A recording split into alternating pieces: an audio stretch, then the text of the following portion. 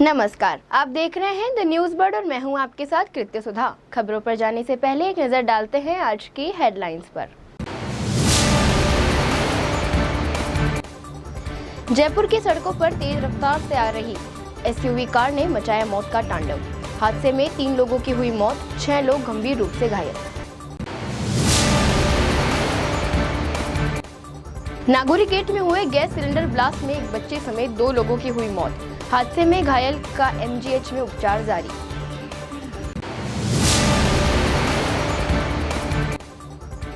Operation Congo के तहत साइक्लोनर team ने अवैध मादक पदार्थ तस्कर को महाराष्ट्र से किया गिरफ्तार।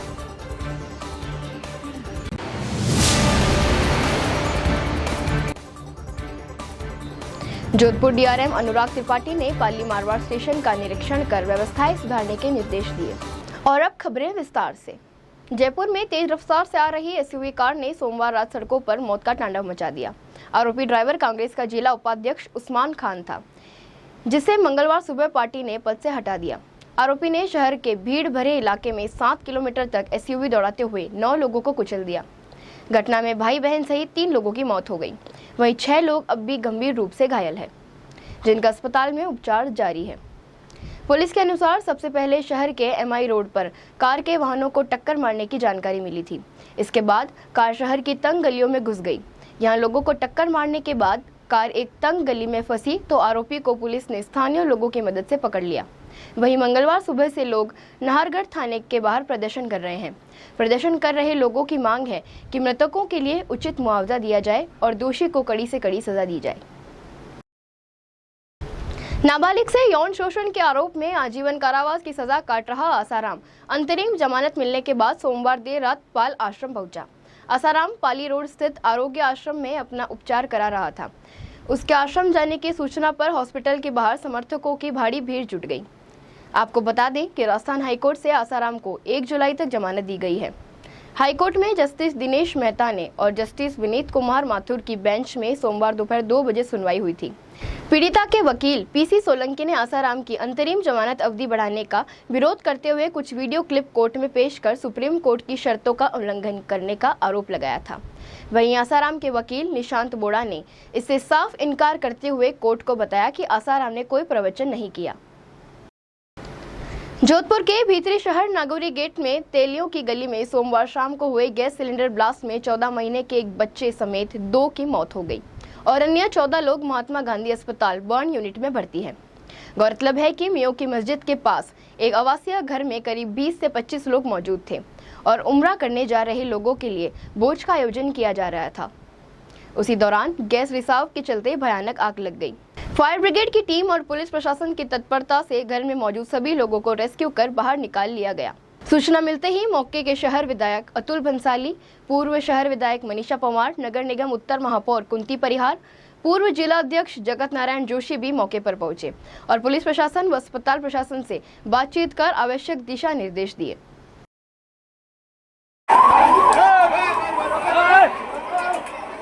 जोधपुर के गुलाब सागर क्षेत्र में जो आग लगी है, कोई लकड़ी की फैक्ट्री थी और परिवार थे, थोड़ी आग लगी और बाद में गैस की टंकी का ब्लास्ट हो गया।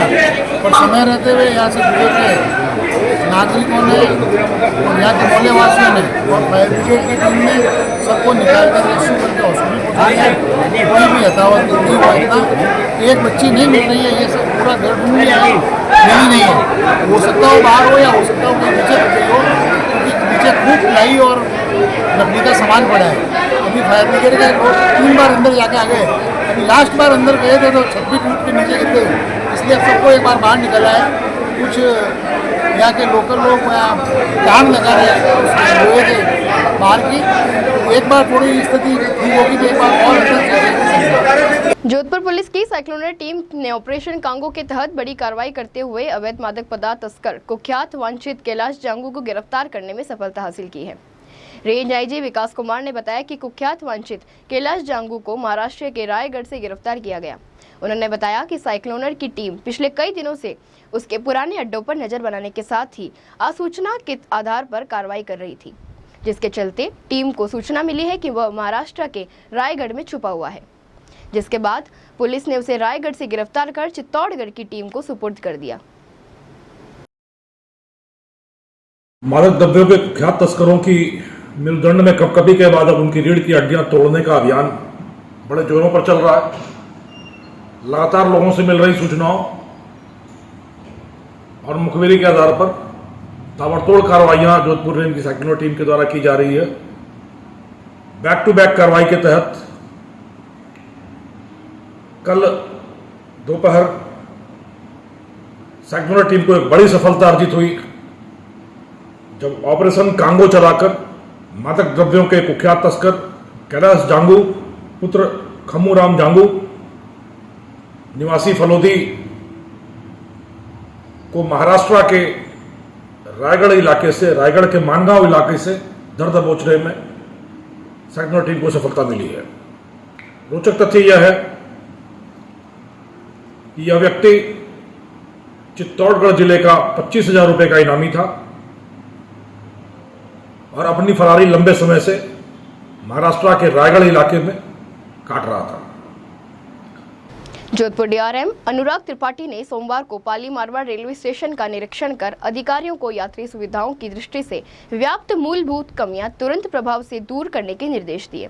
डीआरएम का पदभार ग्रहण करने के बाद पहली बार पाली मारवाड़ रेलवे स्टेशन के निरीक्षण पर पहुंचे त्रिपाठी ने जोधपुर मंडल के वरिष्ठ अधिकारियों के साथ स्टेशन के दोनों प्लेटफॉर्म पर मुख्यात यात्री सुविधाओं, पेयजल, शौचालय, पर्याप्त बिजली और स्वच्छता की दृष्टि से निरीक्षण और व्याप्त कमियों पर सख्त नाराजगी जताते हुए उन्हें तुरंत सुधार कर यात्रियों को राहत पहुंचाने के स्पष्ट निर्देश दिए।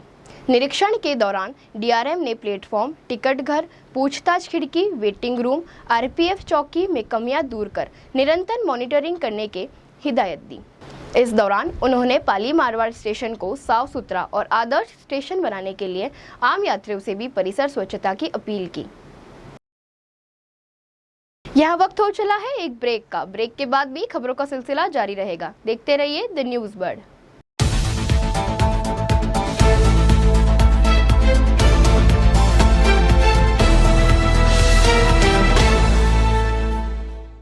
ब्रेक के बाद एक बार फिर से आपका स्वागत है। हाथ ठेला कर्मियों द्वारा जोधपुर शहर के विभिन्न स्थानों पर लगातार हो रहे अतिक्रमण की शिकायतों के बाद अपना पक्ष रखने के लिए हाथ ठेला कैबिन फुटपाथ संयुक्त मजदूर वेलफेयर एवं विकास समिति जोधपुर, फुटपाथ ठेला एवं खाद्य सामग्री स्वरोजगारी union Jodhpur, Jodhpur footpath cabin संचालन यूनियन जोधपुर के संयुक्त तत्वाधान में प्रेस वार्ता का आयोजन किया गया। प्रेस वार्ता में बताया गया कि प्रेस वार्ता का मुख्य उद्देश्य 10 अप्रैल को जोधपुर में होने वाले स्ट्रीट वेंडर्स सेमिनार पर चर्चा करना और स्ट्रीट वेंडर्स एक्ट 2014 के अनुसार सभी स्ट्रीट वेंडर्स को अपने अधिकारों व हित के लिए जागरूक करना जैसे विषय पर चर्चा करना है। उन्होंने बताया कि जैसे जैसे शहर का विस्तार हो रहा है उसी अनुपात में हाथ ठेलों की संख्या भी बढ़ रही है, लेकिन फिर भी बार बार अतिक्रमण का आरोप लगता है, जबकि यूनियन द्वारा सभी ठेलों को व्यवस्थित रूप से खड़ा किया जाता है। कि केंद्र सरकार ने स्ट्रीट वेंडर एक्ट 2014 एक्ट लागू किया 2014 में। उसके निर्देशानुसार 2016 में राजस्थान ने भी स्ट्रीट वेंडर एक्ट लागू किया।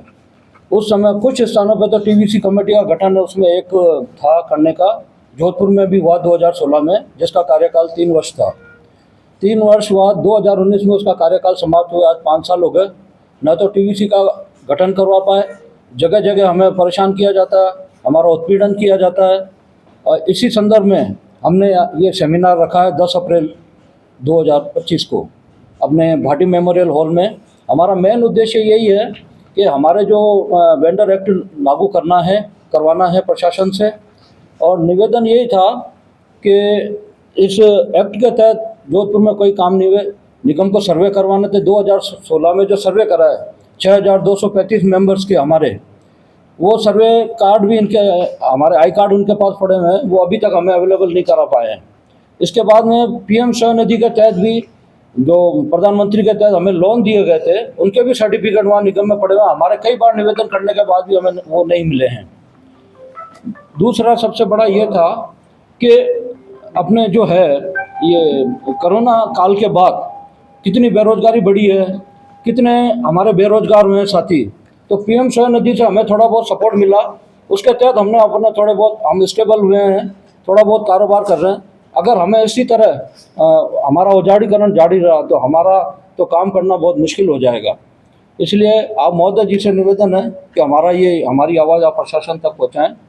दूसरा था कि स्ट्रीट वेंडर्स ये जब कई बार ऐसा ये प्रशासन द्वारा सुनाई देता है कि आप बहुत बढ़ गए हैं।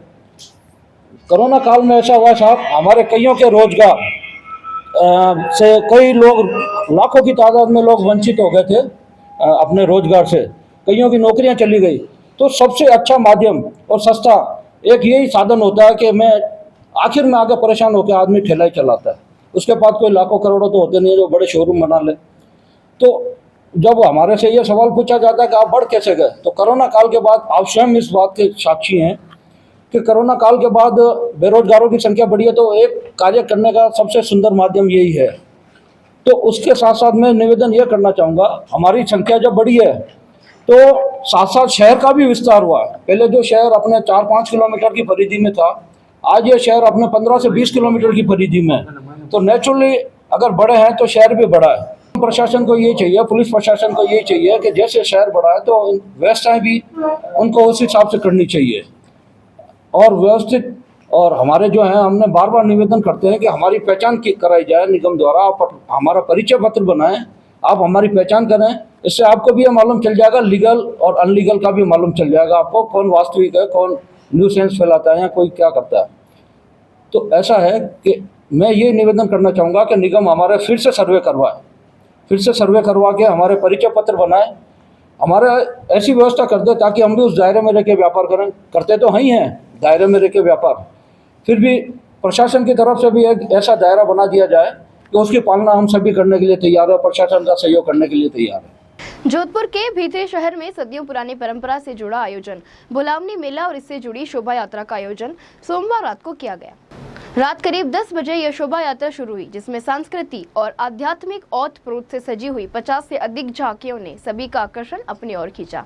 7 दिन तक पीहर में रहने के बाद वापस ससुराल के लिए विदा करने से जुड़ी इस परंपरा में गवर माता 16 श्रृंगार कर शाही लवाजमे और गाजे बाजे के साथ रवाना हुई।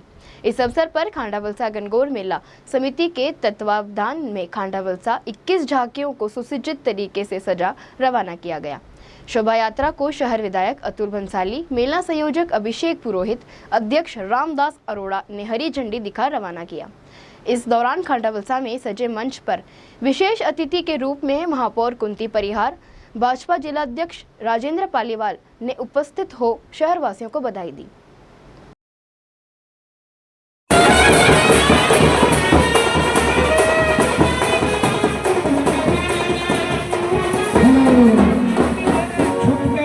श्री समस्त पीपा क्षत्रिय न्याय ट्रस्ट और पीपा क्षत्रिय समाज द्वारा 2 दिवसीय कार्यक्रम के तहत 12 अप्रैल को संत शिरोमणि पीपाजी महाराज की 702वीं जयंती धूमधाम से मनाई जाएगी। इसके तहत 11 व 12 अप्रैल को 2 दिवसीय सेवा एवं सांस्कृतिक कार्यक्रम का आयोजन किया जाएगा, जिसके लिए आज प्रेस वार्ता का आयोजन किया गया। ट्रस्ट के सचिव नरेश सोलंकी ने कार्यक्रमों के बारे में जानकारी देते हुए बताया कि 702वीं जयंती के उपलक्ष्य में 11 अप्रैल को विशाल रक्तदान शिविर का आयोजन किया जाएगा, जिसमें तीनों राजकीय अस्पताल की ब्लड बैंक के सहयोग से समाज के 151 युवाओं द्वारा जोश और उत्साह के साथ रक्तदान किया जाएगा। शाम को विजय चौक में विशाल भजन संध्या का आयोजन किया जाएगा। वहीं दूसरे दिन 12 अप्रैल को विजय चौक मंदिर में हवन और पूजा का आयोजन किया जाएगा।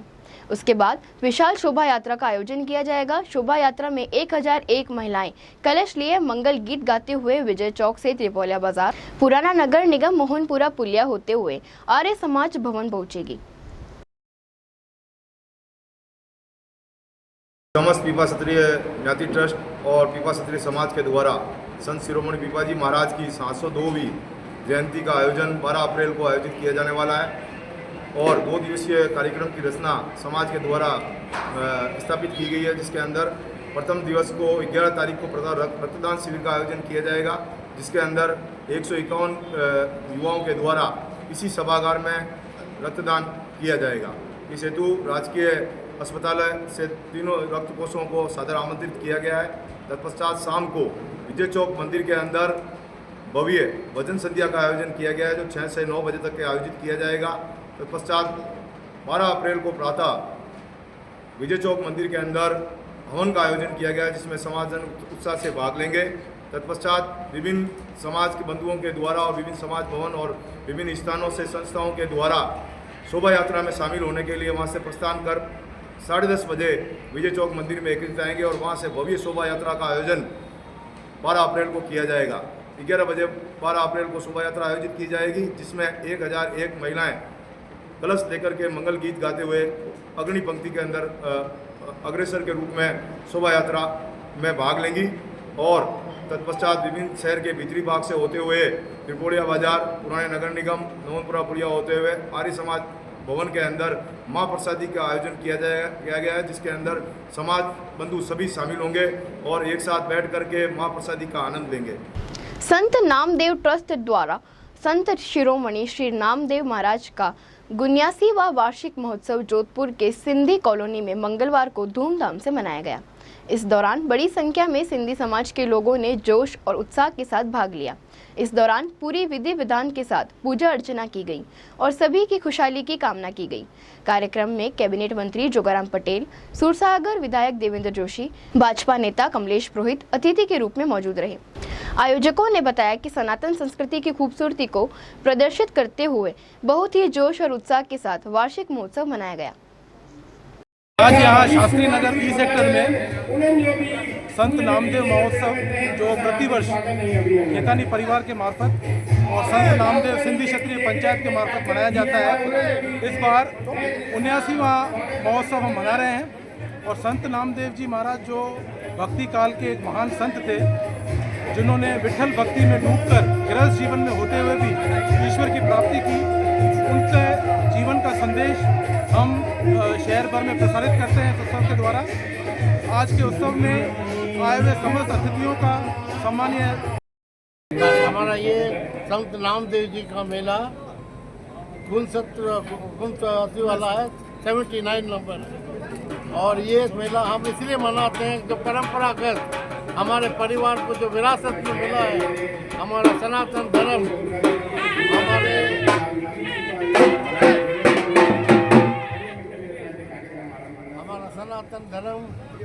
हमारा रिलीजियस, हमारा संस्कृति और हमारी सभ्यता जो भी हमें उनको मिली है उनको अपनी नई पीढ़ी तक पहुंचाने के लिए यह हम कार्यक्रम हर साल करते हैं। राजस्थान में गर्मी के तेवर तल्ख होने लगे हैं। अब दिन के साथ रात भी गर्म होने लगी है। तेज गर्मी के चलते कुछ शहरों का पारा 45 के पार पहुंच गया। मौसम विभाग ने बाड़मेर जिले में हीट वेव रोड अलर्ट जारी किया है। इसके अलावा 6 जिलों के लिए ऑरेंज और 12 जिलों के लिए येलो अलर्ट है।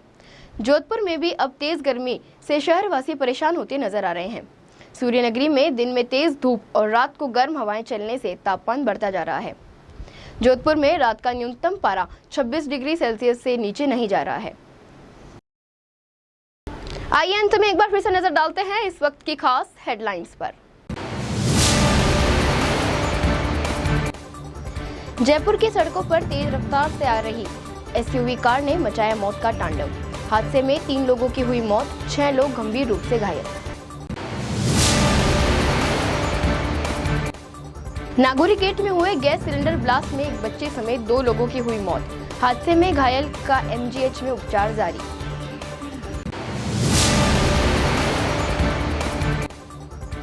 ऑपरेशन कांगो के तहत साइक्लोनर टीम ने अवैध मादक पदार्थ तस्कर को महाराष्ट्र से किया गिरफ्तार।